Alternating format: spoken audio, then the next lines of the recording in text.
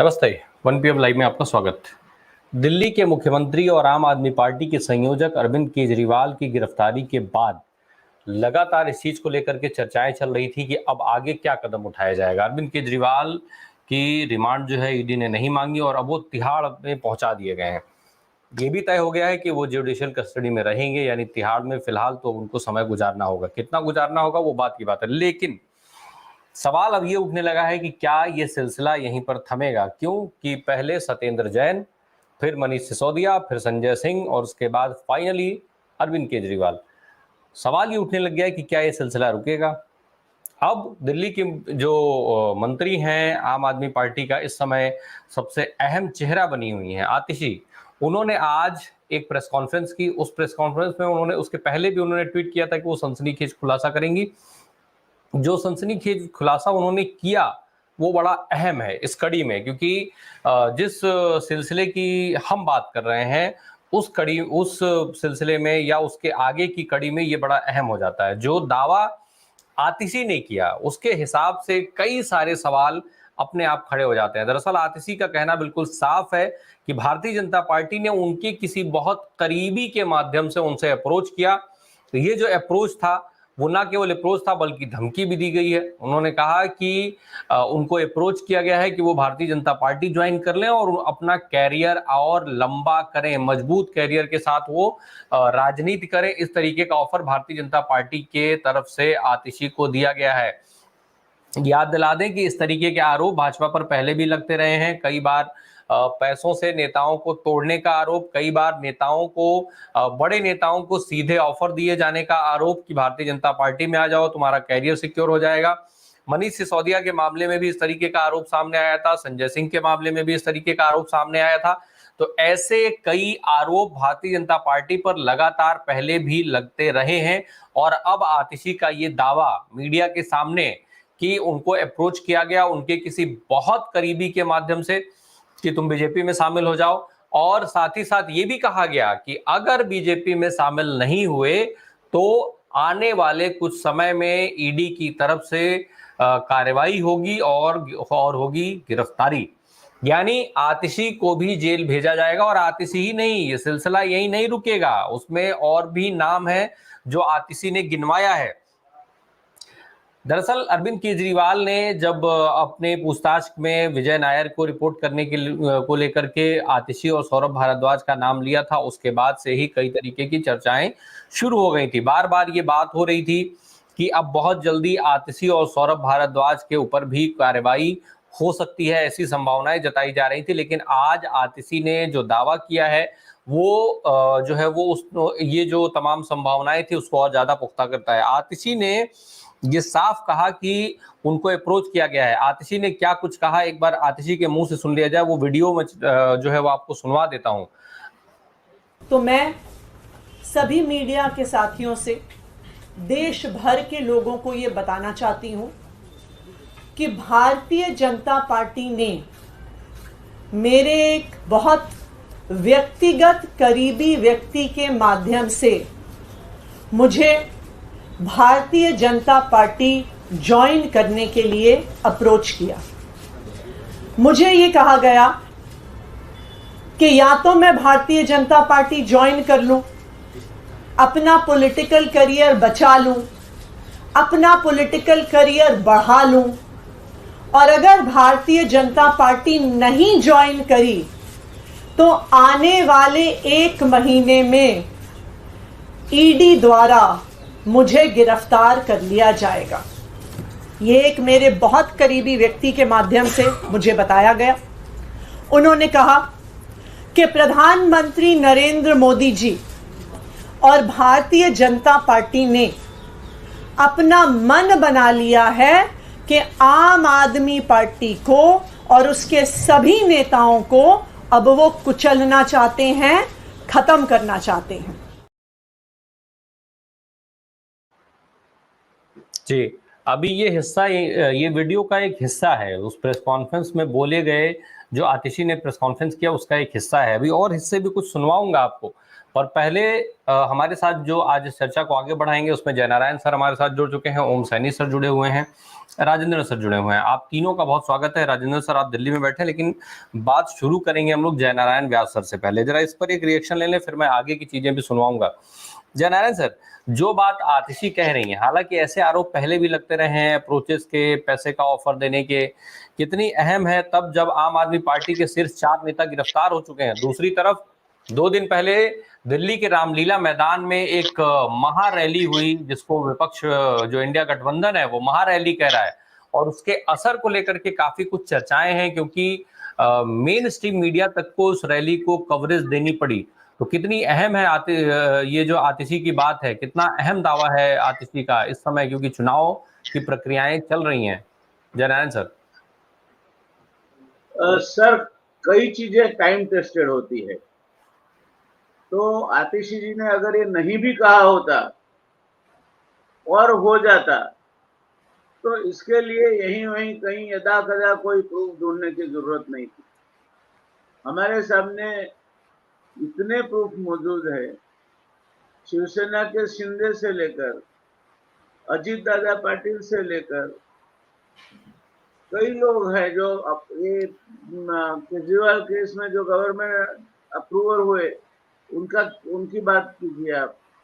तो ये तो टाइम टेस्टेड वेपन है इनके लिए कि ये करो, लगाओ और कैसे भी करके अगले वाले को प्रेशराइज करके ले आओ।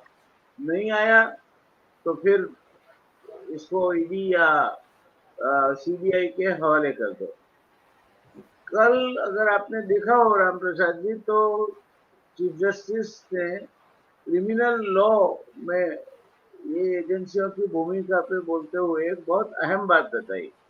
उन्होंने बताया कि इस देश में इससे बड़े बड़े क्राइम और देश विरोधी कार्रवाइयां होती रहती है, उसको पहुंचने के लिए भी ईडी और सीबीआई के पास पर्याप्त मानव बल या क्षमता है या नहीं, वो क्वेश्चन मार्क है। इसी परिस्थिति में they must focus on major things than these kind of political maneuvering and the kind of participation they have in issues of almost non-existence for them. मगर मालिक है, मालिक का हुक्म बोलता है। पहले तो पैरेटिंग की बात होती थी, अब तो हम पैरेटिंग भी नहीं कहेंगे, अब तो गले में पट्टा डाल दिया जाता है और फिर जो भी होता है वो करना पड़ता है। तो ये सीबीआई और ईडी इनका जो रोल है वो जी मैं नहीं मानता कि कोई इसके लिए क्लैरिफिकेशन की जरूरत है। Good that to start the discussion you raise this issue, but this is a well established fact now that Atishi will be, see from how long we were contemplating Kejriwal's arrest. I mean, almost last 6 weeks we were discussing this issue, that Kejriwal will be arrested any time, and finally he is arrested. And जो वहाँ उनके साथ जुड़ जाता है वो गंगा में डूब जाता है, गंगा मैली हो जाती है, उस पर लाशें तैरने लगती है और बाकी का सब उनका कामकाज चल जाता है। तो ये जो राजनीति भाजपा लेके आ रही है वो बहुत बहुत खतरनाक तरीका है, क्योंकि ये कोई इनके हाथ में परमानेंटली। तो मैं अभी कर्ण और कृष्ण का संवाद पढ़ रहा था। कर्ण पूछता है कृष्ण को तो मेरा दोष क्या है, कृष्ण बताते हैं जब अभिमन्यु को मार दिया था वो दोष नहीं था क्या, लाक्षागृह दोष नहीं था क्या, ऐसे कई चीजें बताते। मैं समय नहीं आपका लेना चाहता, मगर जब इनकी भी बारी आएगी तब ये पूछेंगे कि मेरा दोष क्या है, तो ये सब दोष वो इकट्ठे कर रहे हैं। ठीक है जयनारायण सर, मैं एक क्लिप और दिखाना चाहता हूं। आतिशी ने जो संभावनाएं जताई हैं, आतिशी ने नाम भी गिनवाए हैं कि अब जो है वो किन नेताओं की बारी है, कौन कौन से वो नेता हैं जो अब जेल जाएंगे। जरा वो दूसरी वीडियो में दिखाइए। इरादा है कि आने वाले 2 महीने में लोकसभा चुनाव से पहले वो आम आदमी पार्टी के 4 और नेताओं को गिरफ्तार करने वाले हैं। वो मुझे गिरफ्तार करेंगे, वो सौरभ भारद्वाज को गिरफ्तार करेंगे, वो दुर्गेश पाठक को गिरफ्तार करेंगे और वो राघव चड्ढा को गिरफ्तार करेंगे। जी राजेंद्र सर, दिल्ली में बैठे हैं आप, 4 और बड़े नेताओं की गिरफ्तारी। आतिशी ने जो अपनी बात में ये भी कहा है कि जो 4 शीर्ष नेताओं की गिरफ्तारी हुई, जिसमें अरविंद केजरीवाल और उसके पहले बाकी जो 3 नेता मनीष सिसोदिया, संजय सिंह और ये सारे लोग जब गिरफ्तार हो गए थे, उसके बाद जो इंडिया गठबंधन की महारैली हुई, उसमें उसके बाद भारतीय जनता पार्टी, केंद्र की सरकार को अब ये समझ में आ गया है कि केवल इन 4 नेताओं की गिरफ्तारी से काम नहीं चलेगा, इसलिए वो अगले 4 और नेताओं की गिरफ्तारी की तैयारी करने लग गए हैं। ऐसे चुनाव के माहौल में क्या इन नेताओं की गिरफ्तारी से कितना असर पड़ेगा चुनाव पर, क्योंकि अरविंद केजरीवाल की गिरफ्तारी का मामला ऑलरेडी भाजपा के लिए उल्टा पड़ता हुआ दिख रहा है। राम प्रकाश जी, देखिए, एक चीज समझने की कोशिश कीजिएगा। जो आम आदमी पार्टी है, पूरे भारतीय राजनीति में एक अलग टाइप की पार्टी उभर के आई है। मतलब अगर आप जितनी भी पार्टियां आप देखें राजनीतिक क्षेत्र में, भारत के किसी भी कोने में, जिस पद्धति को आम आदमी पार्टी ने उजागर किया है, जो कि एक रेवोल्यूशन लाए थे वो, जब इंडिया अगेंस्ट करप्शन का मोर्चा उन्होंने संभाला था, और उस तहत संघर्ष पूरा करके उन्होंने भारत की जो जनता है उसको ये बताया था कि जो गांधीवादी तरीके हैं उस तरीके से भी अपनी बात रखी जा सकती है और जीती जा सकती है। तो आम आदमी पार्टी की शक्ति ही ये है। और सबसे बढ़िया चीज जो आम आदमी पार्टी में आपको नजर आ रही है आज के दिन पे, कि पहले अगर आपने जो टॉप लीडरशिप है उसको अगर अरेस्ट किया तो दूसरी एक जो सेटअप है वो तैयार हो गई, उसके बाद तीसरी, उसके बाद चौथी। लेकिन मैं भी अरविंद केजरीवाल जो एक सेंटिमेंट है, उस सेंटिमेंट को हर कार्यकर्ता पूरे जोर शोर से सामने रख रहा है। तो राम प्रकाश जी, इस बात को समझना जरूरी है कि क्यों यह पार्टी चुनावों में जो प्रदर्शन पिछले कई सालों से देती आई है, अपने काम के वजूद से, और कुछ नहीं, ना धर्म की राजनीति। ठीक है, उन्होंने भी धर्म का उपयोग किया है या कोशिश की है। उन्होंने, अरविंद केजरीवाल ने एक तरफ जब राम मंदिर चल रहा था तो हनुमान चालीसा शुरू कर दिया था उन्होंने, और इंटरव्यू दे रहे थे। ठीक है, ये भारतीय संस्कृति में धर्म का आप अलग करके नहीं दे सकते हैं, लेकिन आप उसे राजनीतिक शास्त्र के साथ, जिसे हम समझते हैं राजनीति में, अगर आप धर्म को मिक्स करेंगे तो उसका प्रभाव कहीं ना कहीं अंत में नजर आएगा ही आएगा। हमने देखा जब रथ यात्रा निकली और जब राम मंदिर का पूरा आघोष हुआ, तो जिस तरीके से हिंदू पोलराइजेशन हुआ, आज उसी तरह से करप्शन के खिलाफ जो पोलराइजेशन हुआ है, कि देखिए, एक तरफ आपको वो पार्टी चाहिए जो कि साफ सुथरी और काम करके दिखाए, और एक तरफ जो दूसरे मुद्दों पे लेके आपसे वोट मांगने आए। राम प्रकाश जी, एक चीज देखिए, ये जब मुद्दा शुरू हुआ था शराब घोटाले का, तब 1000 करोड़ की बात की गई थी, और घट के आज आ गई है 70-80 लाख के मुद्दे पे, जो अगर आप एफिडेविट पढ़ के देखें तो उसमें बात वहीं पे आ जाती है। और उसमें भी 50-55 करोड़ तो भारतीय जनता पार्टी को चले गए, उसका कोई जवाब नहीं दे रहा है। देखिए, इलेक्टोरल बॉन्ड का जो हुआ है उसका भी जवाब देना चाहिए, वो करप्शन नहीं है क्या? तो अब आपका जो सवाल था कि क्या चुनावों में इसका असर पड़ेगा, देखिए, दिल्ली की जनता ने पहले भी ये चीज साबित करा हुआ है कि साफ सुथरी सरकार, जो परफॉर्मेंस बेस्ड सरकार, जो सरकार जनमानस की जो जरूरतें हैं उनको पूर्ण करने में ज्यादा ध्यान देती हो, और एक विश्वास पैदा करती हो कि हाँ, इनके पास जाने से या इन पे विश्वास करने से काम होता है, तो वो चीज आपको इन चुनावों में नजर आएगा। और रही बात जो डॉक्टर जयनारायण जी ने बताया कि देखिए, पहले भी ये बात होती रही है कि फलाना ने मेरे को पैसे दिए, फलाना ने मेरे को डराया धमकाया, ये बात चलती रहेगी। अब इसमें कितना तथ्य है तथ्य नहीं है, इसका तो खुलासा हो नहीं पाए और बात मुश्किल भी है, क्योंकि देखिए अगर मेरे करीबी किसी दोस्त के द्वारा कोई आके बताता है, राम प्रकाश जी आपको बोलता है कि राजेंद्रन जी को बोलिए कि ये फलाना मुद्दे पे ऐसे बोलेंगे, तो मैं आप ये थोड़ी बताऊंगा राम प्रकाश जी ने बताया है। अब देखिए ये एक विडंबना है, लेकिन एक तरीके से अगर आप देखें तो आम आदमी पार्टी भी एक तरीके से अपने आप को एक प्रूफिंग कर रही है कि कल अगर ऐसा कुछ भाजपा सरकार कोशिश करती है या ईडी या सीबीआई इस तरह की कोशिश करती है, तो लोगों की सहानुभूति आम आदमी पार्टी के साथ। राम प्रकाश जी। ओम सैनी सर, एक बात जो जयनारायण सर ने कही, सीजेआई का जिक्र किया उन्होंने, जिसमें वो एजेंसियों को एक तरीके से सीजेआई ने भाई राय दी है कि भाई देश हित में जरा बड़े मुद्दों पर फोकस करिए बजाय इन सब चीजों के। दूसरा, जो साफ सुथरी सरकार की बात अभी हो रही थी, साफ सुथरी सरकार वाली जो पार्टी है उसके 4 शीर्ष नेता जो है वो सलाखों के पीछे हैं।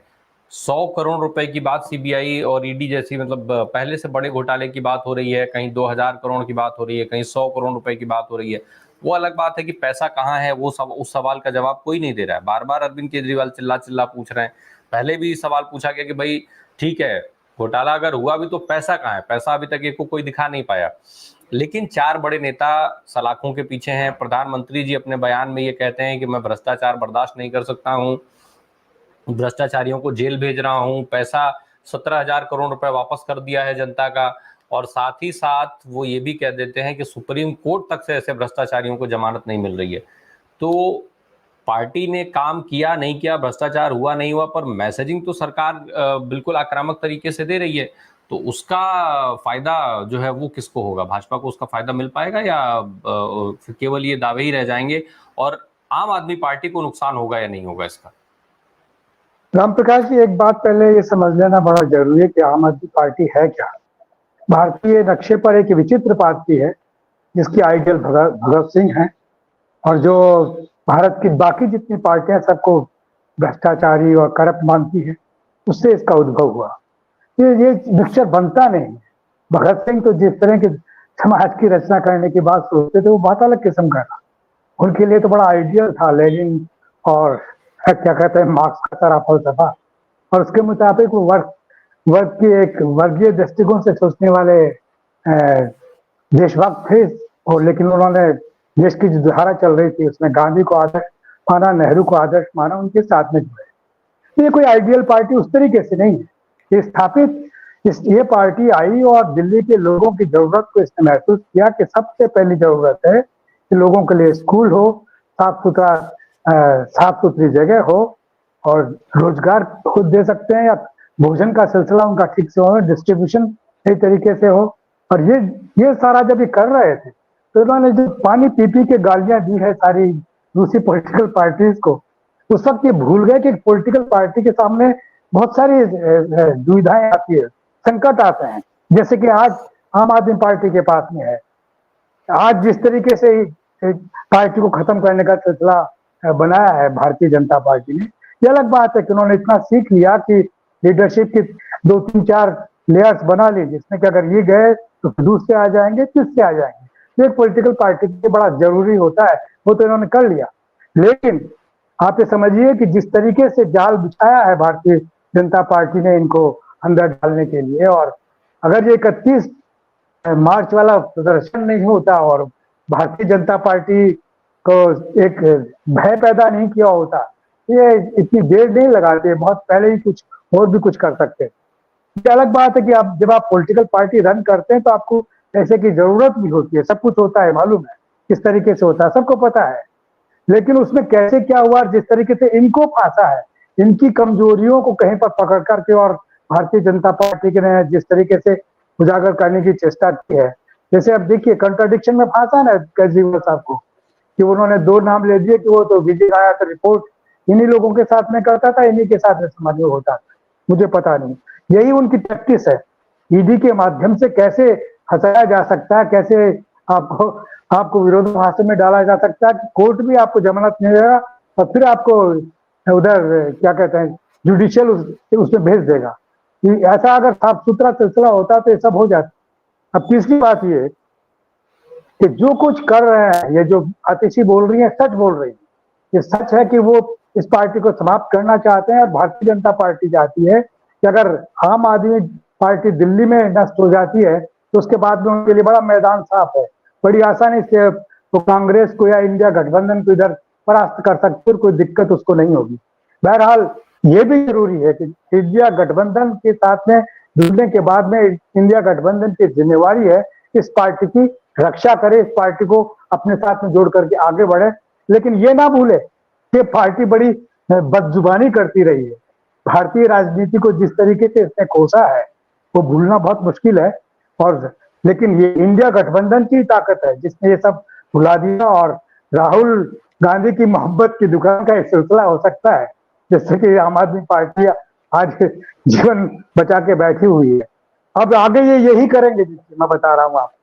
भारतीय जनता पार्टी निश्चित रूप से आतिशी जो कह रही है वही करेंगे और वो पहले से उस तैयारी को सामने लाना चाहते हैं कि इस तरीके से करेंगे एक पॉलिटिकल पार्टी को जिस तरह नष्ट करके उस पर जुटे हुए हैं। लेकिन ऐसे में चुनाव आयोग की भी कोई जिम्मेवारी बनती है। चुनाव आयोग इन पॉलिटिकल पार्टीज को प्रोटेक्ट करने के लिए एक राइट रखता है, कोर्ट में हस्तक्षेप कर सकता है, बोल सकता है। वो सब करने से वो भी नहीं हो सकता क्योंकि वो पहले ही अपने आप को समर्पित कर चुके हैं जिन किसी को समर्पित होना चाहिए था उनके पास में। लेकिन ये सच है कि इंडिया गठबंधन को इस पार्टी को बचाए रखने के लिए पूरी ताकत लगानी पड़ेगी और इनको ईमानदारी के साथ में जुटना पड़ेगा। इनको ये चेष्टा नहीं करनी है कि अब अपनी केजरीवाल जी जिस तरीके से अपनी पत्नी के माध्यम से जो मैसेज भिजवाते हैं वो बड़े एक तरफा है। वो बिल्कुल संगठन को गठबंधन को तोड़ने वाले वो है और उसको राजमाता की तरह से स्थापित करना चाहते हैं और बाकी सब कुछ अलग तरीके से दिखाना चाहते हैं। ये भी ठीक नहीं है। ये सारी बातें सोचते हुए कि जब राजनीतिक माहौल में आप है दूसरी पॉलिटिकल पार्टीज के साथ में आप अपने संबंध बना के आगे बढ़ना चाहते हैं और एक लक्ष्य के साथ में, तो उस वक्त आपको इस तरह की चालें नहीं चलनी चाहिए जैसे आज भी चल रहे हैं, आज भी चलते नजर आ रहे हैं। और चूंकि मैं एक जर्नलिस्ट हूं तो ये मैं कह सकता हूँ अगर कोई पॉलिटिकल पार्टी का आदमी तो बोलेगा नहीं क्योंकि उनके लिए तो ये संकट का वक्त है, वो क्यों बोलेंगे इस तरह की बात। लेकिन लग रहा है, जो लग रहा है उसको बताना बड़ा जरूरी है और ये भी बताना जरूरी है कि इसको अगर मदद नहीं की गई तो इस पार्टी को निश्चित रूप से वो जो कुछ भारतीय जनता पार्टी चाहती है वैसा ही बनने का सिलसिला होगा। तो इनको तो सबक लेना चाहिए कि पॉलिटिकल पार्टी को जो एक स्वीपिंग रिमार्क के साथ में सबको भ्रष्ट करप्ट और पता नहीं क्या क्या जो बोले हैं ये लोग रामलीला मैदान से पिछली उसमें अपने जन्म के साथ में, और जो वो जो क्या कहते हैं हजारे जो थे के साथ में और जो आज पता नहीं कहाँ है वो सारा हुआ। हाँ हजारे देखिए वो कैसे जाकर के वापस पूरा में या कहीं और वही मक्का की रोटी और हरी सब्जी खा रहे हैं और ठीक है। उनको अब भ्रष्टाचार से कोई विशेष लगाव नहीं है कि ये चंदे का धंधा क्या हो रहा है और उसमें चंदा कौन कितना ले रहा है। अब जो बोलने की जरूरत है, बैठने की जरूरत है, क्या बंदा हजारे नहीं आ। ये मौका बड़ा नाजुक है और देखिए ये आतिशी बिल्कुल सच कह रही हैं। ये भारतीय जनता पार्टी निश्चित रूप से ऐसा करेगी। तो इंडिया गठबंधन की बड़ी जिम्मेवारी है कि इस पार्टी की रक्षा करे, इस पार्टी को अपनी ईमानदारी के साथ में लेकर के साथ में चले। और इनको ये सबक है कि इस तरीके से गालियों के माध्यम से राजनीति नहीं चलती। एक वक्त तक आप पॉपुलर हो गए, दिल्ली में आपने अच्छा मॉडल बनाया, आपने एजुकेशन इंस्टीट्यूशंस बहुत बेहतर किए, आपने डिस्ट्रीब्यूशन का सिलसिला ठीक किया, आपने पानी और बिजली का सिलसिला ठीक किया, एक नागरिक के अधिकारों की आपने रक्षा की। लेकिन आपका ये मॉडल अगर यू इलेक्शन के साथ में चलेगा, अगर राजस्थान में आएंगे तो अब वहां से कांग्रेस बीजेपी साफ सिर्फ ऐसा नहीं होगा। ऐसा करने के लिए आपको एक मजबूत क्या कहते हैं बुनियादी पार्टी की जरूरत है वो बनने में और तरीके से। क्योंकि आप सारे जितने भी न आप गांधी को स्वीकार करते हैं, न नेहरू को स्वीकार करते हैं, न मार्क्स को स्वीकार करते हैं, न कुछ और भगत सिंह की बात करते हैं। ये बड़ा कॉन्ट्राडिक्टरी है। भगत सिंह जैसे महान आदमी के बारे में जब ये बोलते हैं तो मुझे बड़ा ही लगता है कि वो जो वर्ग संघर्ष के हामी थे, वो जिनकी जो फांसी पे लटक गए, उनके नाम ले लेके बोलते हैं, तब लगता है कि शायद पढ़े लिखे तो है, इसमें कोई शक नहीं, लेकिन इस्तेमाल कैसे कर रहे हैं। जी आज भी आतिशी ने जब बोलना शुरू किया था तो भगत सिंह जी का नाम लेकर के ही शुरू किया था कि हम लोग भगत सिंह के सेनानी हैं और ये सारी चीजें। जय नारायण सर, ईसीआई के रोल की चर्चा हुई, निश्चित तौर पे इंडिया गठबंधन की जो महारैली हुई जिसका भी मैं जिक्र कर रहा था, उसमें जो सबसे ज्यादा जिन नेताओं की चर्चा रही उनमें सबसे ज्यादा चर्चा उन दो नए चेहरों की रही, दो महिला चेहरे कल्पना सोरेन और सुनीता केजरीवाल। इनकी चर्चा खूब रही मेन स्ट्रीम मीडिया में भी। अब इस पूरे इंडिया के पैटर्न को अगर हम इस महारैली के पैटर्न को देखें, जिसके बाद आज आतिशी ये कह रही हैं कि उस रैली के बाद जो है इनको और 4 नेताओं की गिरफ्तारी का प्लान बनाने की जरूरत पड़ गई क्योंकि इनको माहौल समझ में आ गया। एक छोटी टिप्पणी उस पर आपकी। दूसरा है, चूंकि आप उस सिस्टम का हिस्सा रहे हैं, ईसीआई का रोल आज जो होना चाहिए उस रोल के साथ ईसीआई कितना न्याय करता हुआ दिख रहा है? क्योंकि अभी तक तो इस पूरे मामले में ईसीआई की तरफ से चुप्पी साधी गई है, जबकि ये बड़ा आरोप है कि पार्टी को खत्म कर देना चाहते हैं। साफ साफ उन्होंने जो आरोप लगाया है आतिशी ने, उसमें उन्होंने कहा है कि भाई प्रधानमंत्री और भारतीय जनता पार्टी आम आदमी पार्टी में सभी को कुचल देना चाहते हैं। तो ये कुचल देना टर्म जो है वो गंभीर टर्म है, सामान्य टर्म नहीं है। इसके बावजूद भी ईसीआई की तरफ से किसी तरह की कोई कार्रवाई दिखाई नहीं दे रही है। तो ईसीआई का रोल भी थोड़ा हम लोग आपसे समझ लें। सर, पहले हम जो सैनी साहब ने कहा और एक हद तक मैं उससे काफी सहमत हूँ, क्योंकि ये एक छोटा सा मॉडल पूरे देश में आप विस्तृत करने जाओगे तो 10 का 10 नहीं होगा। और यही छोटा सा मॉडल देश में विस्तृत करने का प्रयास सफलतापूर्वक भारतीय जनता पार्टी ने किया। उसका नाम था गुजरात मॉडल। गुजरात मॉडल की आज की परिस्थिति के 2 उदाहरण दूंगा मैं। न खाने दूंगा, न खाने दूंगा, न खाऊंगा, और भ्रष्टाचार को तो बिल्कुल खत्म कर दूंगा। सर, गत 2 साल में 19 ब्रिजेस और फ्लाईओवर्स जस्ट कंस्ट्रक्टेड 3-4 महीने पुराने गुजरात में टूट पड़े हैं, और वो भी मेट्रो सिटी के इर्द गिर्द, ये गांधीनगर से नजदीकी। तो ये 19 bridges means on a very conservative estimate, आप 200 करोड़ के गिनो तो भी 4000 करोड़ रुपए का दिवाला ऐसे ही निकल गया है। तो ये पैसे 4000 करोड़ नहीं तो 2000 करोड़ तो कोई खा ही गया है। और कहाँ जाते हैं पैसे? पैसे जाते हैं, यहाँ एक कलेक्शन मास्टर बैठते हैं और वो कलेक्शन मास्टर लेके फिर ऊपर भेजते हैं। दूसरा, पहले मेन कैनाल बनी थी नर्मदा योजना की, जो काफी चर्चा में रही, 40,000 क्यूसेक पानी का वहन करता है।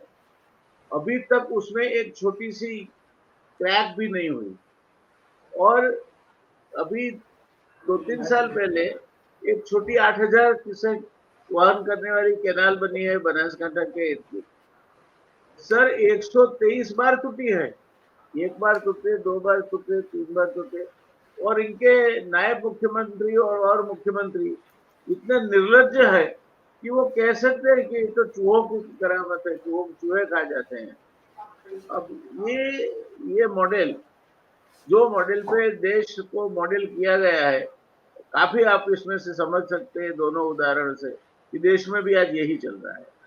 यही चूहे कैनाल खा रहे हैं और कहीं ना कहीं कुछ ना कुछ कंस्ट्रक्शन के कंट्रैक्ट या और कंट्रैक्ट में घोटाले चल रहे हैं, या कंट्रैक्ट एक प्री क्वालिफाइड पार्टी को देने के बजाय अपने जो चहेती पार्टी है उनको दिया जाता है।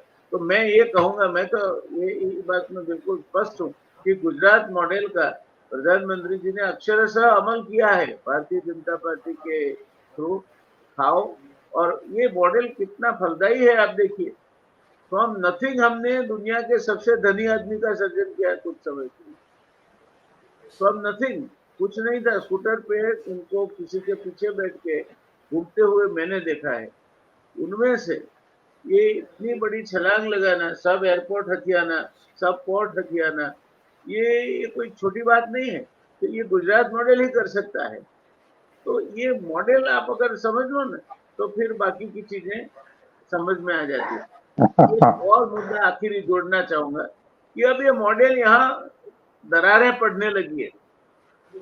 भारतीय जनता पार्टी ने जो पार्लियामेंट की सीटें दी है, उसमें एक सीट पे केंद्रीय मंत्री खड़े हैं, वहां तो रितसर दबा दबी मारा मारी हुई, लोही लहन हो गए और उनको बदलने की नौबत तक आ गई है।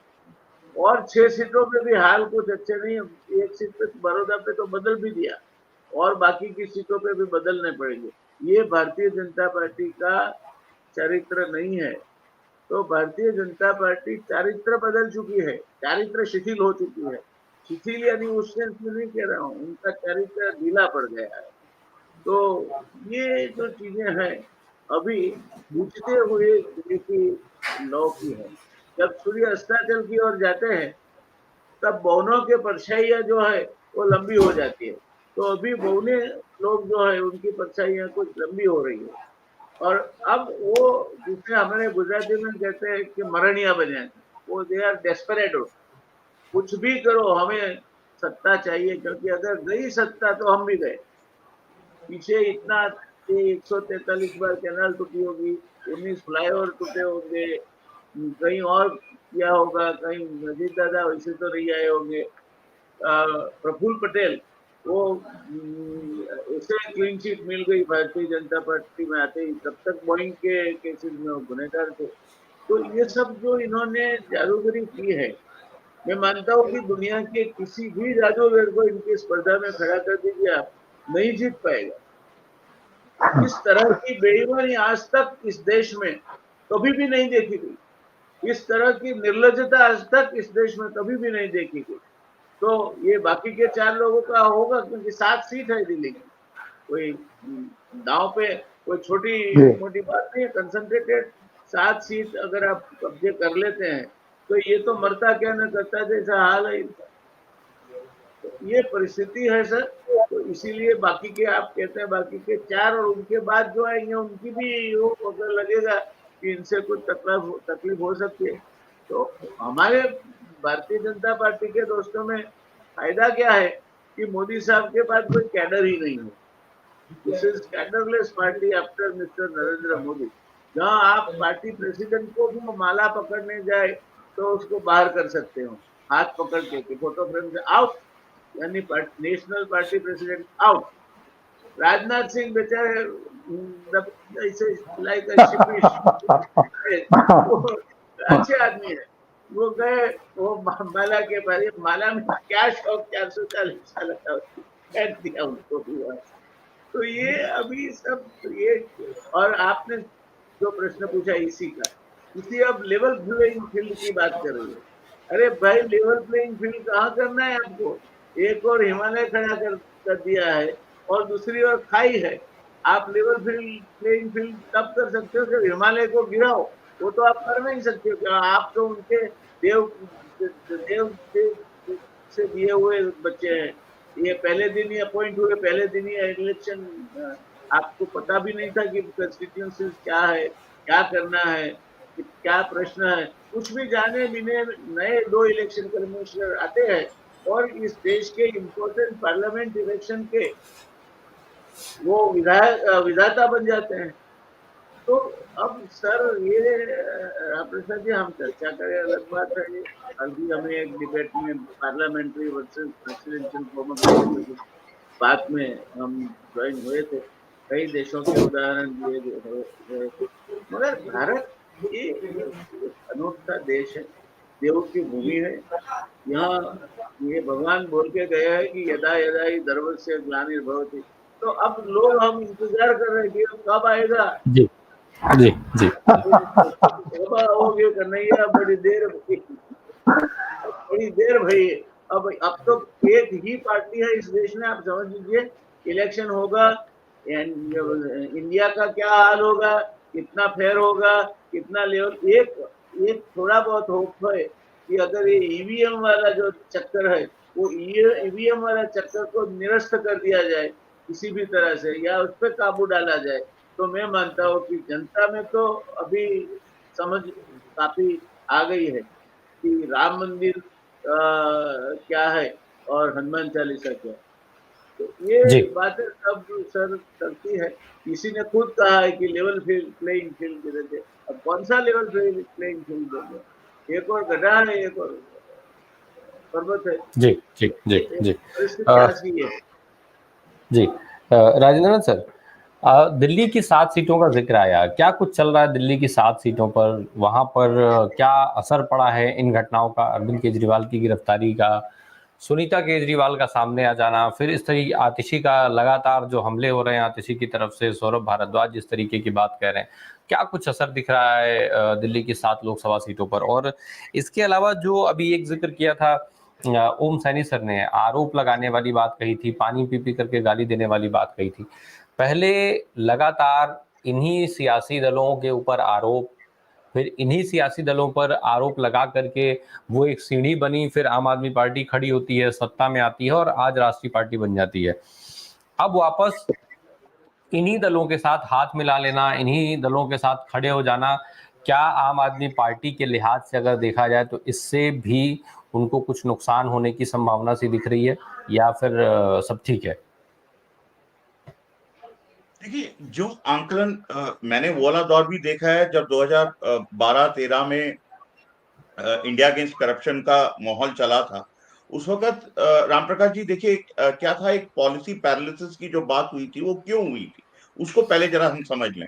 क्योंकि उस वक्त ये माहौल हो गया था कि कोई भी ब्यूरोक्रेट या जो ऑफिसर था, कोई भी पॉलिसी को साइन करने के लिए तैयार नहीं था, क्योंकि उसके ऊपर इतना डर बैठा हुआ था कि अगर वो कोई भी डिसीजन लेता है तो उसके ऊपर एक्शन होने का डर था, क्योंकि माहौल ऐसा बन गया था। तो इसलिए वो पॉलिसी पैरालिसिस शुरू हुआ, तो कोई काम हो नहीं रहा था। और काम क्यों नहीं हो रहा था कि एक पब्लिक परसेप्शन जो मीडिया ने बनाया था, जो सबसे बड़ा आपका मैं क्या शब्द यूज करूं उसका मुझे समझ में नहीं आता, the nation wants to know. क्यों आज doesn't the nation want to know? आज भी नेशन वांट्स टू नो कि हुआ क्या इलेक्टोरल बॉन्ड में। तो यही बात है। और राम प्रकाश जी, एक चीज आप समझिए, तो प्रिजम्पटिव असम्पशन था उस वक्त। आज आपके पास तथ्य हैं, इलेक्टोरल बॉन्ड सुप्रीम कोर्ट के कारण आज आपके पास इलेक्टोरल बॉन्ड नजर आ रहे हैं कि किसने खरीदा, कब खरीदा, क्यों खरीदा। उस वक्त सिर्फ आप 2G घोटाला ले लीजिए या कोल घोटाला ले लीजिए, उसमें प्रेजेंटिव था कि उम्मीद की जा रही थी इतना नुकसान होगा। एक बात ये, अब इससे आगे निकलते हैं कि क्या जो पार्टी आम आदमी पार्टी जो कि गाली दे रही थी और कांग्रेस को कि करप्ट पार्टी, देखिए ऑपोजिशन का काम यही है। आपको याद होगा जो खलील नरीमन की किताब मैं हमेशा कोट करता हूं, देखिए ऑपोजिशन प्रजातंत्र में जरूरी है। अगर अपोजिशन नहीं रहेगा प्रजातंत्र खत्म होगा। तो आम आदमी पार्टी ने जो किया बिल्कुल सही किया उसने। और आज फिर से वही स्थिति आ गई है कि प्रजातंत्र को बचाना है, तो वो उन शक्तियों के साथ मिलकर, देखिए जो बात इंडिया गठबंधन के नेता कहते हैं वो उसमें ये बात लोगों तक पहुंच रही है कि देखिए हमारे बीच में जो विचारधारा की लड़ाई है या गलतियां हैं उसको हम बाद में रखेंगे, लेकिन आज जो लड़ाई, जो सबसे ज्यादा लड़ाई लड़नी है वो भारत के संविधान और भारत के प्रजातंत्र को बचाने की लड़ाई। तो इसमें देखिए, अगर डॉक्टर व्यास ने महाभारत की जो लड़ाई और ये सारी लड़ाई हुई थी कौरव और पांडवों में, जो लड़ाई हुई थी कि आप क्षेत्र जनता को कैसे बचाएंगे। और आज भारत के सामने वही एक विडंबना है कि क्या प्रजातंत्र भारत में बचेगा, क्या संविधान बचेगा। और ये सच्चाई है जिस तरीके से, और ये तो जो भाजपा ने अपने मैनिफेस्टो में बताया है और वो करते आए हैं, तो उसमें तो कोई गलती नहीं। उन्होंने कहा कि 370 हटाएंगे, उन्होंने हटाया। उन्होंने जो बोला सीए लाएंगे वो लाए। तो यानी देखिए बीजेपी को गलत नहीं ठहरा सकते, उसने अपनी मंशा साफ कर दी है। अब भारत की जनता को तय करना है, और भारत की जनता में आम आदमी पार्टी आती है, कांग्रेस आती है, समाजवादी पार्टी आती है, और जितने भी दल हैं, क्षेत्रीय दल हैं, वो सभी आते हैं। और उनको तय करना होगा कि क्या भारत में प्रजातंत्र चाहिए या जिस तरीके से भाजपा अपने मैनिफेस्टो में बताती है उस तरीके का देश चाहिए। तीसरा बिंदु जो आपने राम प्रकाश जी उठाया कि माहौल क्या है दिल्ली की 7 सीटों में। देखिए, एक उदाहरण आपको देना चाहूंगा मैं। जब इतवार को ये महारैली हुई थी, वहां पे अरविंद केजरीवाल जी का एक चित्र रखा गया था बिल्कुल स्टेज के नीचे, और उस स्टेज के नीचे आपने ध्यान दिया होगा कुछ बातें हुई जो इंडिया गठबंधन के नेता थे उनमें और आम आदमी पार्टी के जो वहां पे कार्यकर्ता थे उनमें, और 5 या 10 मिनट में वो वहां से हट गया। ना कोई लड़ाई, ना कोई झगड़ा, ना कुछ। ठीक वहीं पे आरएलडी और बीजेपी में जो मेरठ और मेरठ के आसपास में जो हुआ अब जग जाहिर। तो ये फर्क है।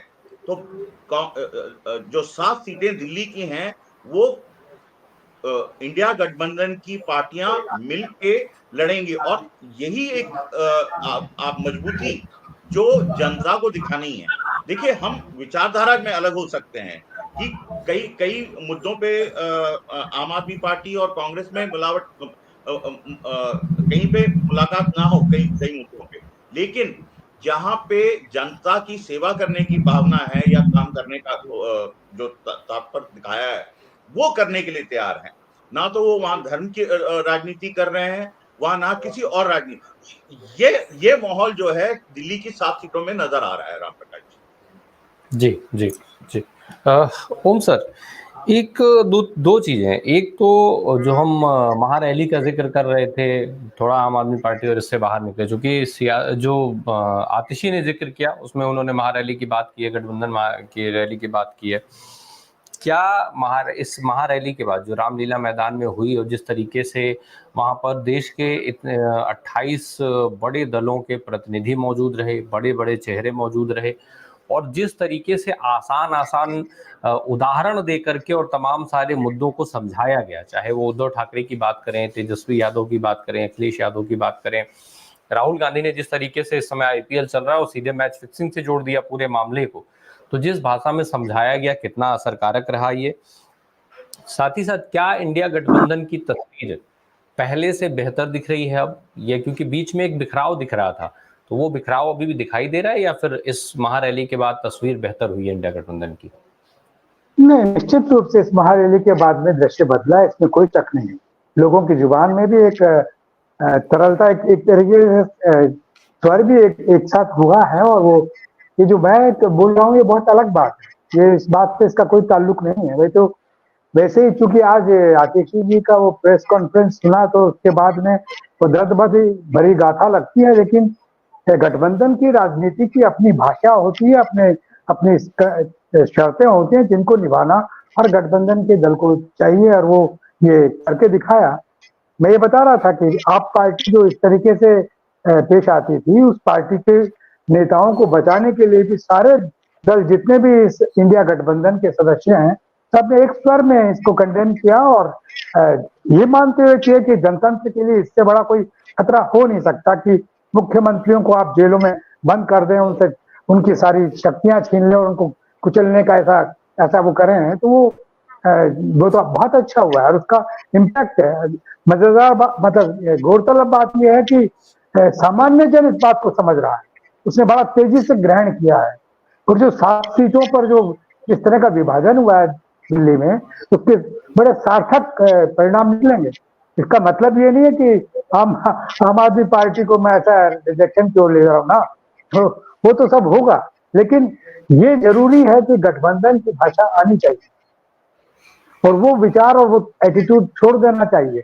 जैसा वो आपने जिक्र किया कि फोटो लगाई थी, जो दिखाया, कोई जिद बहस नहीं हुई, यही होता है गठबंधन।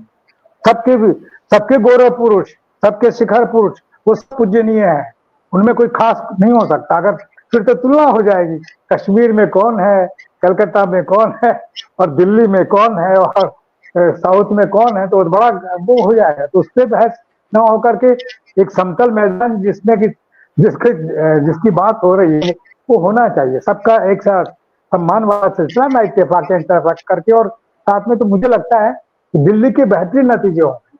दिल्ली में भारतीय जनता पार्टी अपनी उस हैसियत को नहीं बना पा रही जो वो लगातार कोशिश कर रही कि आम आदमी पार्टी से छीन लिया जाए, और अभी ताकत बढ़ गई क्योंकि आम आदमी पार्टी नहीं है, अब कांग्रेस भी है, दूसरी पार्टियां भी है जहाँ जहाँ जहाँ इनका वजूद है और जो अपनी हैसियत के मुताबिक जब खुद जीतना चाहती है और आम आदमी के नुमाइंदों को भी जितवाना चाहती है, तो इसमें कोई धोखेबाजी नहीं है। ये तो मैं तो प्रवृत्ति की बात कर रहा था कि ये प्रवृत्ति बड़ी घातक है, ये प्रवृत्ति देश को आगे ले जाने वाली नहीं है। आप अजीब किस्म से चीजें करते हैं, आपने भगत सिंह को अपने सिर पे बिठा रखा है, फिर आप एक्ट कैसे कैसे करते हैं। भगत सिंह तो अजीब, देखिए भारतीय जनता पार्टी इसका बहुत दुरुपयोग करती रही है, भगत सिंह को बार बार भगत सिंह को दिखाते हैं। भगत सिंह ऐसे ऐसे कंजर्वेटिव और इतने अतिराष्ट्रवाद के काम ही थे, वो तो लगातार सोवियत संघ की उस वक्त की सोवियत क्रांति को चर्चा करते थे और उसी पे चिट्ठियां भी सब लिखी है, वो सारा देखने वाली बात है। ऐसी स्थिति में मैं कह रहा था कि ऐसे ऐसे बुलावा नहीं पैदा करना चाहिए। अगर ईमानदार पार्टी को साफ साफ कहना चाहिए कि देखिए भगत सिंह को मानने वालों को ऐसे ऐसे करना चाहिए। कांग्रेस पार्टी का अपना एक इतिहास रहा है, कांग्रेस पार्टी में सारी पार्टियों का जन्म हुआ है। कांग्रेस पार्टी में जो तानाशाही आई उसका नतीजा तो मैं बैठा हूं ना आपके सामने, मैं मेरे हिसाब से निकल के आया ना, लेकिन इसका मतलब थोड़ी कि उनका इतिहास झुटला दिया जाए। दूसरी सारी पॉलिटिकल पार्टी सारे डिफरेंट कलर्स को रिप्रेजेंट करती है, उनकी अपनी अपनी अपनी पृष्ठभूमि है, उनकी अपनी अपनी बुनियाद है, उसका सम्मान करते हुए उनके साथ में या उनके विरोध में खड़ा होना चाहिए। भारतीय जनता पार्टी की इसीलिए आलोचना हो रही है कि जिसलिए पैदा हुई थी कि साहब भारतीय जनमानस के बीच में कोई ऐसी डेमोक्रेटिक पार्टी चाहिए जो बिल्कुल कांग्रेस की तरीके से धर्मनिरपेक्ष हो, कांग्रेस की तरीके से सारे संप्रदायों को एकजुट करना चाहती हो। असली में यही भाषण था।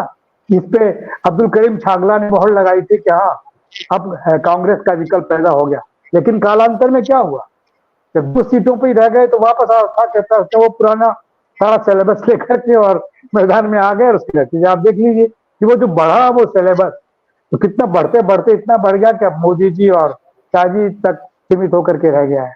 और उसके नतीजे क्या होंगे इस पर आज हम चर्चा कर ही रहे हैं। इसलिए कह रहा हूँ कि आम आदमी पार्टी निश्चित रूप से इस गठबंधन के साथ में उनकी बेहतर स्थिति बनेगी यहाँ पर दिल्ली के अंदर। जी सर, चूंकि भ्रष्टाचार की बात खूब हो रही है, आती ने भी जो आज हमारा मुद्दा है वो भी ऑलमोस्ट भ्रष्टाचार का है।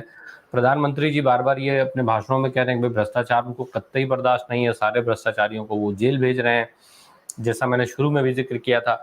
आप तीनों से मेरा चलते चलते जो है अंत में सवाल संक्षेप में जवाब रहेगा। जयनारायण सर आपसे शुरू करूंगा। भ्रष्टाचार की जो बात थी, भ्रष्टाचार का मुद्दा जितना ज्यादा भारतीय जनता पार्टी और उसके नेता अब उठाते जा रहे हैं, बार बार जिस तरीके से मंचों से बात हो रही है, ये जो मुद्दा है, क्या चूंकि विपक्ष भी एक तरफ से इस मुद्दे को उठा रहा है, भाजपा भी इस मुद्दे को उठा रही है और दोनों यही कह रही है कि भाई ये भ्रष्टाचार कर रहे हैं, वो भ्रष्टाचार कर रहे हैं, हम आएंगे तो ये करेंगे और हम हैं तो हम ये कर रहे हैं। लेकिन ये भ्रष्टाचार का मुद्दा किसको किस तरीके से चिपक रहा है? एनडीए को, इंडिया गठबंधन को इस भ्रष्टाचार के मुद्दे से लाभ किसका हो रहा है, नुकसान किसका हो रहा है? जयनारायण सर। सर देखिए, लाभ किसका होगा नुकसान किसका होगा वो तो पता नहीं, क्योंकि ये घटोत्कच की तरह युद्ध लड़ रहे हैं। ये जो मोदी जी जो है वो पूर्व जन्म में कहीं इसका इनसे ऋणानुबंध रहा होगा, तो हर चीज इनकी मायावी होती है, समझना मुश्किल होता है। मुझे चिंता है जो वो अलग है सर। मेरी चिंता ये है कि प्रणालिकाएं टूट रही है। इतना बड़ा देश अगर प्रणालिकाएं टूटे और प्रणालिकाओं की उसको ताक पे रख के तोड़ दिया जाए तो सर ये देश नहीं चल सकता। और इसका आदर्श एग्जाम्पल आप देख सकते हैं कि देश के राष्ट्रपति अडवाणी जी को भारत रत्न देने जाते हैं और महामहिम खुद खड़ी है और प्रधानमंत्री नीचे सोफे पे बैठे हैं। ये प्रणाली का नहीं है। ये एक इनकी मानसिकता दिखाती है कि हम ही सर्वोच्च है, हमारे से ऊपर कोई नहीं, हमारे से ऊपर आकाश, नीचे पाताल, बीच में सिर्फ न सिर्फ हम हैं। जी। ये प्रणालिकाएं जो तोड़ी जा रही है, नौकरशाहों को जो सिलेक्ट करके पैट्रोनाइज किया जा रहा है, उनके जरिए जो इन्होंने राज और राजीव करके एक किताब है, उसमें चैप्टर है नेता बाबू राज। सर आज एग्जैक्टली नेता बाबू राज चल रहा है, और हमारे वहां पे एक ऐसा बाबू रखा है जिसको 11वीं बार एक्सटेंशन दिया है, आउट होता ही नहीं, जाता है पैड बांध के वापस आ जाता है बैटिंग करने। 11th time. Do you think, sir, in IAS there is such a paucity and sort of scarcity of talent that this gentleman who has ji. retired and he's been given 11th extension recently, but he has learned the art of controlling the chief ministers as per the Delhi bill. So ultimately वो मुख्यमंत्री के ऊपर एक है, तो ये चुनावी system को सब सत्यानाश कर दिया है सब। भाजपा की अगर देश को सबसे बड़ी कुछ सेवा है, भ्रष्टाचार दूर हो सकता है, सब चीजें दूर हो सकती है, मगर आप जो प्रणालिकाएं तोड़ रहे हैं। हम जब ब्यूरोक्रेट थे, सीनियोरिटी को ओवरटेक करके रिपोर्टिंग नहीं करते थे। आज सीनियोरिटी नाम की चीज में असिस्टेंट कलेक्टर सीधा मुख्यमंत्री को फोन कर देता है कि सर आपकी ये कंस्टिट्यूएंसी में ये हो रहा है, सर ये बहुत नुकसानकारक होने वाला है आने वाले समय में। प्रणालिकाएं भी है और तोड़ दी गई है, जिसका आदर्श एग्जाम्पल मैंने आपको दिया। अडवाणी जी को जब भारत रत्न दिया जा रहा था, प्रधानमंत्री जी ऐसे बैठे हैं, सोचे हो ऐसे अटेंशन में भी नहीं, ऐसे बैठे हैं, और हमारे महामहिम राष्ट्रपति जी वो अर्पण कर रहे हैं इनको भारत रत्न। ये क्या देश है, कौन सर्वोच्च है? तो फिर क्यों हम नहीं जाहिर कर देते कि we have decided now overnight to enter into a presidential form of democracy so called.